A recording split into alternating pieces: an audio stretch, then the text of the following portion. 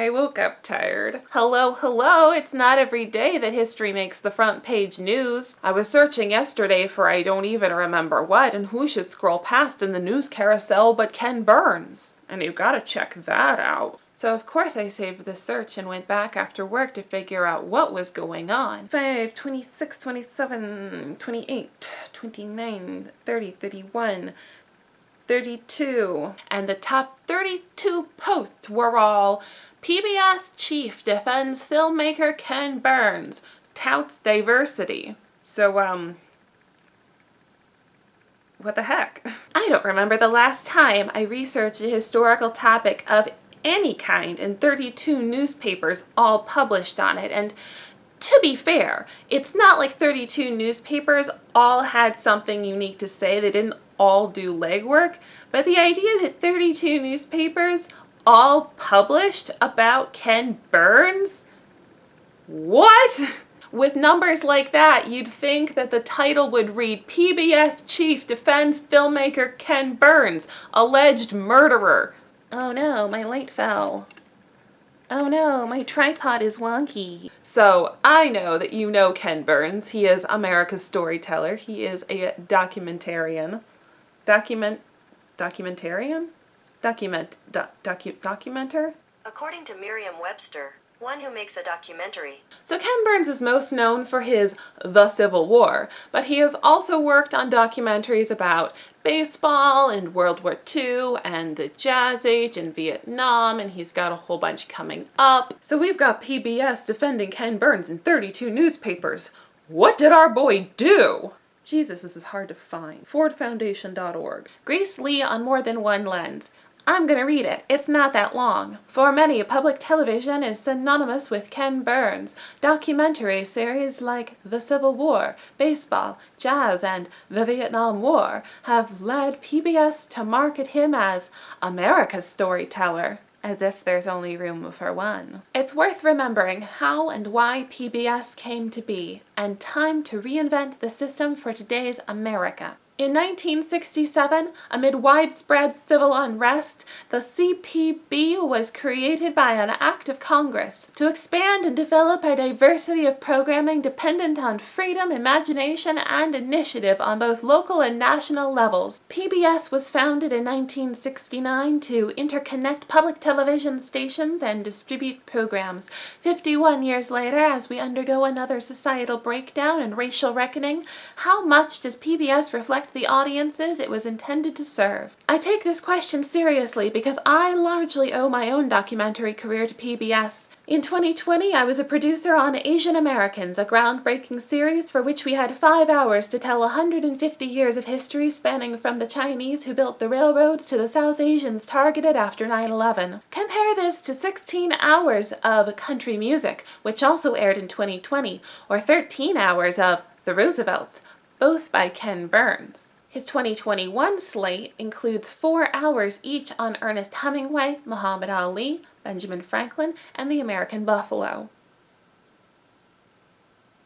When Bison merit 80% of the airtime afforded to Asian American history, it calls into question not only the leadership of public television, but also who gets to tell these stories, and why. The decades-long interdependence of PBS decision-makers, philanthropists, and corporate funders with one white male filmmaker highlights the racial and cultural inequities perpetuated by this system. The amount of broadcast hours, financial support from viewers like who, and marketing muscle devoted to one man's lens on America has severed PBS from its very roots. So what do we do about it? First, ensure that public television boardrooms, executives, local stations, and filmmakers reflect the diversity of America. Every tentpole series from American Masters to Frontline to Independent Lens has been led by white decision makers since inception. What would these stories look like with BIPOC at the helm? Fund seasoned BIPOC filmmakers at the same level that PBS has supported Ken Burns for the last 40 years. Burns is a reliable moneymaker for PBS.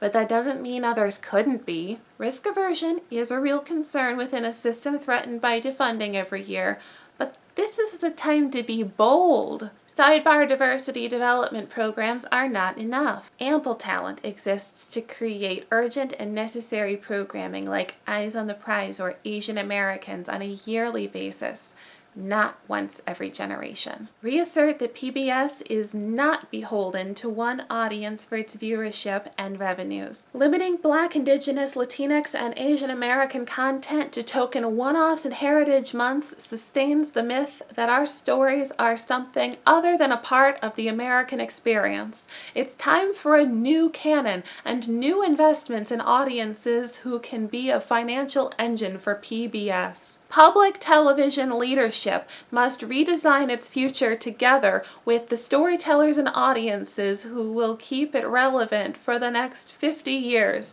If we don't start this extraordinary year of reckoning, PBS will fail its founding ideals once again. Ken Burns, how dare you? I can't believe Ken Burns did that. Ken Burns is exposed. Ken Burns is canceled. Ken Burns, how could you betray me like this? Well, let's see who will come to Ken Burns' defense. Obviously, Ken Burns didn't do anything wrong, and Grace Lee doesn't have a problem with Ken Burns. She has a problem with PBS for their over-reliance on Ken Burns. So it's pretty dishonest to say that the PBS chief defends Ken Burns, touts diversity. It looks like maybe they're sidestepping the issue. I don't want. Stop, don't sign me up. Ugh. Why is news like this? ABC News. The chief executive of PBS rejected a filmmaker's argument that the public TV's 40-year relationship with documentarian Ken Burns has come at the expense of diversity. How could it not? President and CEO Paula Kerger was asked on Tuesday about an essay by filmmaker Grace Lee, who contended that public TV's deep attachment to Burns, whose series include The Civil War and Baseball, slights viewers of color. I feel very privileged to have the opportunity to work with Ken Burns, whose legacy is extraordinary, and as we look forward, has a very rich pipeline of programs that he's bringing to public television, Kerger said in a virtual Q&A with the Television Critics Association. We create lots of opportunities for many filmmakers, Kerger said. Burns mentors a number of filmmakers who now have quite established careers, and he has a deep commitment to mentoring diverse filmmakers. Well, I mean, that's excellent. I feel like it would actually mean more if they would turn around and then hire some of those diverse filmmakers for as many projects as they give to Ken Burns, but it's cool that they get to work under him. She said she respectfully disagrees with Lee's arguments in an essay last fall for the Ford Foundation. Among them, that PBS decision makers and funders have an interdependence with one white male filmmaker who represents one man's lens on America, as Lee puts it. Noting that she was a producer on PBS's Asian Americans last year, Lee wrote that she takes seriously whether public television reflects the diverse audience it was founded to serve, because I largely owe my documentary career to PBS. Burns is known for sweeping award-winning examinations of chapters and issues in American history, including the Vietnam War and the Central Park Five. Through a spokesman, he declined to comment on Lee's comments. Which, I don't know why he would feel the need to, because again, she wasn't really criticizing him, she was criticizing PBS. In a separate panel with TV Critics Tuesday about Hemingway, a documentary about Ernest Hemingway directed by Burns and Linda Novick and airing on PBS in April, Burns was asked about choosing the subjects for his occasional film biographies. Burns said Louis Armstrong deserves his own lengthy documentary, but was a central figure in Jazz, an example of biography as one constituent building block of broader historical films. As for who gets singled out, it has to be done with your gut, Burns said, then echoed a comment by Novick, his longtime colleague. As Lynn said, they choose us. And I have to say, I do it the same way. The stuff that's coming up is incredibly diverse in every sense of the meaning of that word, Burns said. So that's interesting. There seems to be a real diversity problem when it comes to hiring the voices who get to tell these stories.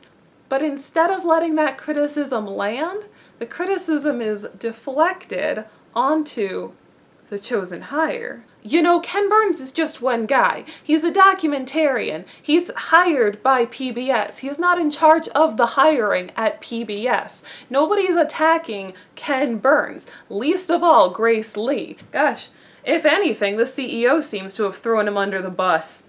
So in conclusion, I found this interesting. Ken Burns is a big history name to be in the news. Everyone watches PBS, so you should let me know what you think about all of this.